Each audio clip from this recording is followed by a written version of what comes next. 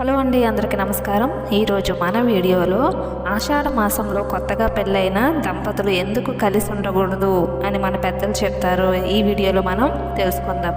ఈసారి ఆషాఢ మాసం జూలై 15 నుండి ప్రారంభమైన విషయం అందరికీ తెలిసిందే.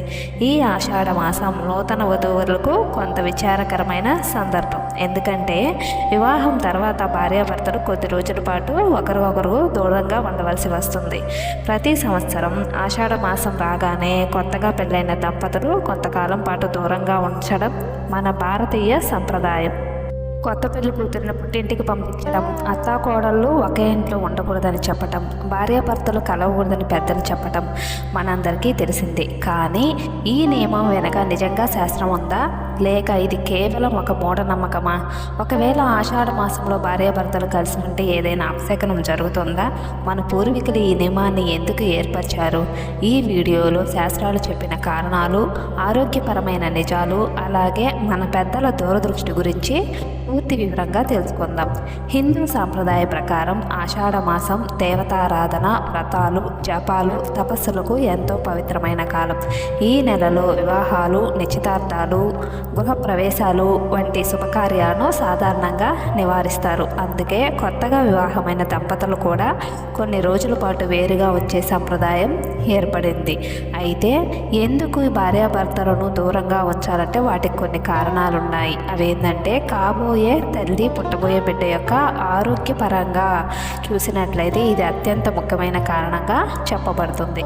ఆషాఢ మాసంలో భార్యాభర్తలు కలిసి ఉండి గర్భం దాల్చితే సుమారు 9 నెలల తర్వాత, అంటే చైత్ర, విశాఖ, వైశాఖ నెలల్లో ప్రసవం అనేది జరుగుతుంది. ఆ సమయంలో భారతదేశంలో ఎండలు అత్యంత తీవ్రంగా ఉంటాయి. పూర్వకాలంలో ఆసుపత్రులు, వైద్య సదుపాయాలు, శీతలీకరణ పరికరాలు లేకపోవడం వల్ల బాలింతకు, నవజాత శిశువుకు తీవ్రమైన ఇబ్బందులు ఎదురయ్యే అవకాశం అనేది ఉండేది. విపరీతమైన వేడి కారణంగా డీహైడ్రేషన్, ఇన్ఫెక్షన్లు, అధిక జ్వరం, శిశువుకు ఆరోగ్య సమస్యలు వచ్చే అవకాశాలు ఎక్కువగా ఉండేవి. అందుకే తల్లి, బిడ్డ ఆరోగ్యాన్ని కాపాడాలనే ఉద్దేశంతో ఈ ఆచారం ఏర్పడిందని పండితులు, పరిశోధకులు చెబుతున్నారు.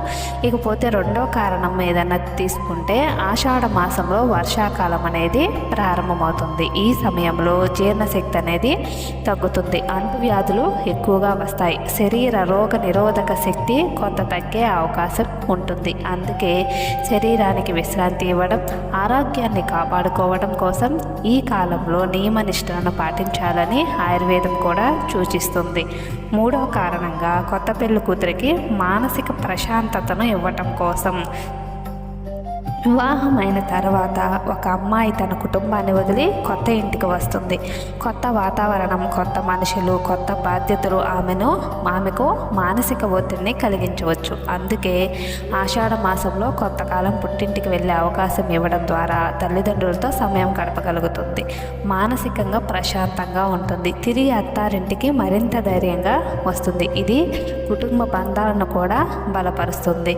ఇకపోతే నాలుగవ కారణంగా భార్యాభర్తల మధ్య ప్రేమ అనేది మరింతగా పెరుగుతుంది. కొంతకాలం దూరంగా ఉంటే ఒకరి విలువ మరొకరికి మరింత తెలిసి వస్తుందని మన పెద్దలు నమ్మేవారు. ఈ చిన్న విరామం తర్వాత కలుసుకున్నప్పుడు ప్రేమ, అనురాగం, గౌరవం మరింత పెరుగుతాయని భావించేవారు. అయితే శాస్త్రాలు ఏమి చెప్తున్నాయి అంటే మనం గమనించాల్సిన విషయం ఏమిటంటే ధర్మశాస్త్రంలో ఆషాఢంలో భార్యాభర్తలు కలిసి ఉంటే ప్రమాదం జరుగుతుంది అని స్పష్టమైన నిషేధం కనిపించదు. ఇది ప్రధానంగా ఒక కుటుంబ సంప్రదాయం, సామాజిక ఆచారం, ఆరోగ్యపరమైన జాగ్రత్తగా ఏర్పడిన పద్ధతి అని అనేక మంది పండితులు వివరిస్తున్నారు. కాబట్టి ఈ ఆచారాన్ని భయంతో కాకుండా దాని వెనక ఉన్న ఉద్దేశాన్ని అర్థం చేసుకొని గౌరవించడం మంచిది.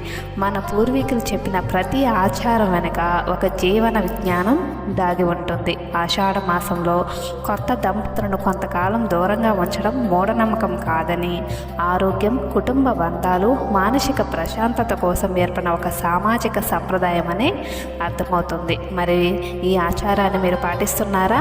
మీ కుటుంబంలో ఈ సంప్రదాయం ఇప్పటికే ఉందా? మీ అభిప్రాయాన్ని కామెంట్లో తప్పకుండా తెలియచేయండి. ఈ వీడియో కానీ నచ్చితే లైక్ చేయండి, షేర్ చేయండి. ఇలాంటి ఆధ్యాత్మిక శాస్త్రీయ విషయాల కోసం మన ఛానల్ను తప్పకుండా సబ్స్క్రైబ్ చేసుకోండి. ధన్యవాదములు.